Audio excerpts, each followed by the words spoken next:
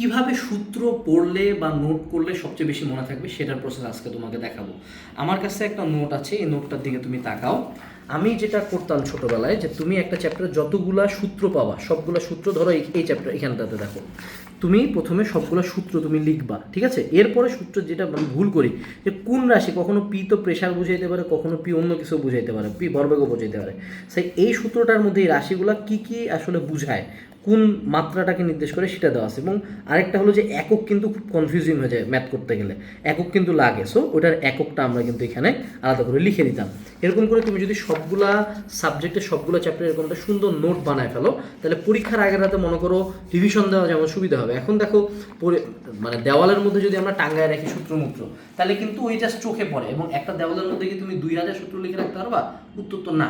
তাই তুমি যদি এরকম একটা কি মানে গাণিতিক সূত্র সমগ্র বই কিনো, এক বইয়ের মধ্যে 2000 সূত্র, ফিজিক্স, কেমিস্ট্রি, তারপরে হলো আইসিটি, ম্যাথ, প্রত্যেকটা সাবজেক্টের সূত্র এবং শর্টকাট একসাথে দেওয়া আছে, যেটা মনে করো তোমার একাডেমিক থেকে অ্যাডমিশন পর্যন্ত সব কভার হয়ে যাবে। সো এটা অর্ডার দিতে পারো, অথবা যেই সিস্টেমটা শিখেলাম, যে সূত্র, রাশিগুলোর পরিচয় এবং একক, এইভাবে করে নোট করবা। কমেন্ট সেকশনে লিঙ্ক দেওয়া আছে। টাটা।